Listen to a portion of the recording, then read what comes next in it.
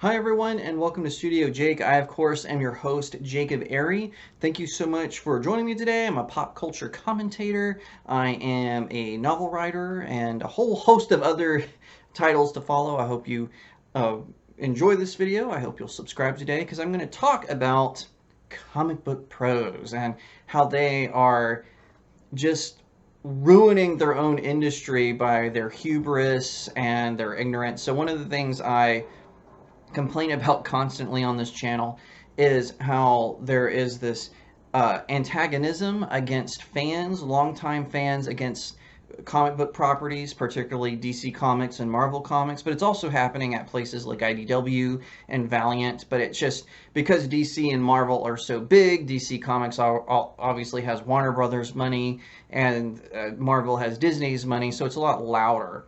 And one of the people recently proved my exact point. So Tim Sheridan, who he is a comic book writer, he's done stuff for DC and Marvel. I believe he's also written for Masters of the Universe on Netflix. He helped write the films Batman Long Halloween, stuff like that. He's one of these guys who puts their pronouns in their bio just to, show off. Oh, look at me, I'm so virtuous, I have my pronouns in bio. But anyway, absolute silliness. And especially this tweet. So he, the other day, he tweeted out, and this is a couple of days late, but I still wanted to talk about it with everyone here. He said, comic book fans, don't add stuff to established characters, just create new characters. Creator creates new character, he puts in parentheses. Comic book fans replying, I guess. I don't know them. I don't want to. This is trash. And then he puts an upside down smiley face. So attacking the fans right off the bat. He doesn't, this just shows how lazy these writers are. Here he is attacking fans for saying, hey, listen, we don't like it when you turn our fan favorite characters into something that they've never been, that they're not. That's not growing a character. That's subverting them. That's doing self-inserts into these characters. We don't like that. And he's mocking fans for this. So it's just so silly. It's petulant. It's whiny. I don't know why these comic book pros do this. So I actually retweeted him and said how to say I don't understand my audience, so I'll just make fun of them without saying it. And then I replied to my own tweet and said, this is why manga is winning. So he didn't really like that, and he replied to himself, and no shame there, I do that all the time, but he said, since some of you are misreading this to be about new characters, let me clarify. It's about evolving existing characters, especially when they come out of the closet. The point is that many fans who say, don't make him gay, create a new character, don't really want a new gay character. And then, so, once again, I responded, I retweeted him and said, or maybe Tim and company are bad at making them. And then he promptly blocked me, which I also shared a screenshot of him blocking me. And it said these comic book pros have some thin skin. So anyway, it's all up on Twitter. Hopefully you're not blocked by him so you can see this whining that goes on with these narcissistic comic book writers that for some reason DC Comics and Marvel Comics think have talent. But anyway, right now he's working on Teen Titans Academy. He brought back a fan favorite character called Red X, which I'm sure he's going to ruin because that's what these guys do. They bring in fan favorite characters like Tom King did with the Phantasm, bringing her into Batman, Catwoman, and then ruin him. So let's talk about what he said, because he's absolutely wrong. He's quite frankly lying. Either that or he exists in such a bubble. He's so insulated, he has no idea what he's talking about. So he says, the fans, he talks about, especially when they come out of the closet, the point is that many fans who say, don't make him gay, create a new character, don't really want a new gay character. He's lying through his teeth. I mean, that's just a fact. During 52 and 1 year later, maybe a little prior, they introduced Batwoman 2, which is Kate Kane. She's the niece of the original Batwoman, which is Kathy Kane. And she's a lesbian. No one said anything about it. No one cared. Because for one thing, though the writers back then, she was introduced before DC Comics went woke. They didn't make her being a lesbian part of her personality. They just introduced her, made her a lesbian. Now, they did make a couple of characters who were originally straight. They did turn these female characters into lesbians so they could have a relationship with Kate Kane, but that's not Kate Kane's fault. And also, during the New 52 Teen Titans, they introduced a character named Bunker who could create force fields, and he was gay. No one batted an eyelash about it. And same with Obsidian. He's a character.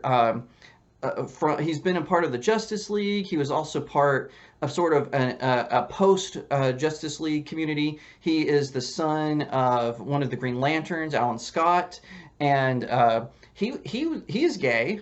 Again, no one cared. Here we have three examples specifically in DC Comics where Timmy here is writing, and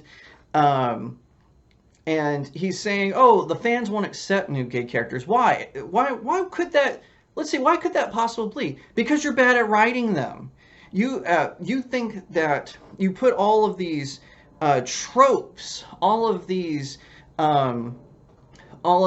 established stereotypes that people who are gay or who are have a different sexual orientation."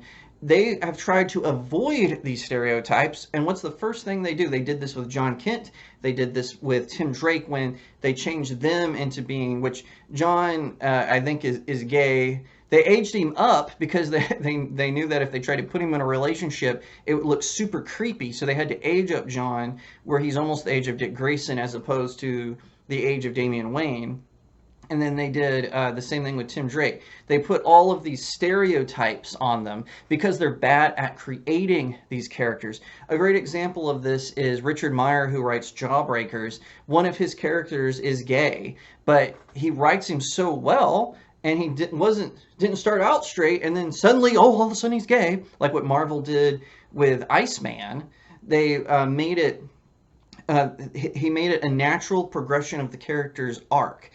Invincible did this as well, and not with the animated version, but with the comic book version. And listen, this is what people want, and it's Tim does not have the right, nor the moral high horse. He does not get to. He's not allowed to get on his moral high. Well, he is, I guess. We have freedom of speech, but he does not. He does not get to, just because he gets on his moral high horse and is lecturing down to the fans. Oh, you just don't want new characters. That's because you're giving us crap like Snowflake and Safe Space over at Marvel.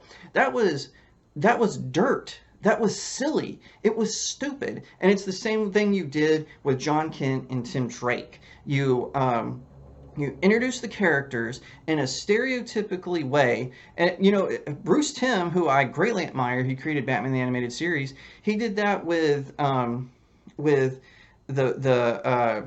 with one of his animated films, and it's like they introduced this gay character and he was so stereotypical, it made me cringe.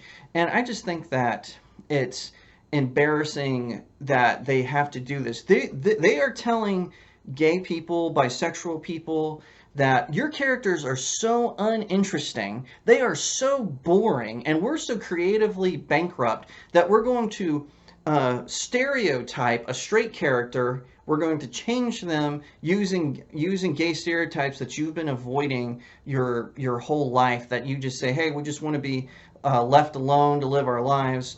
We're not like this, how these caricatures of us are presented. We're not like that. But no, Tim Sheridan, he gets to sit on his moral high horse on Twitter and yell at the fans. It's absolutely silly. It's kind of embarrassing. I'm embarrassed for him. If I was DC Comics, I would find a new writer for Teen Titans Academy. I mean, bottom line, end of story. That might sound harsh, but the sales speak for themselves. If you liked that video, please leave me a comment. Let me know what you think. Give it a thumbs up. And I would be honored today if you would subscribe. No matter what platform you're watching on, please subscribe. Hit that follow button. Share it out all over the place. And check me out on some of my other socials. I've got links in the description below. Also, Check out my website, studiojakemedia.com, and consider supporting this channel on studiojakemedia.locals.com. It really helps smaller creators out. I really appreciate it, and I'll see you next time right here on Studio Jake.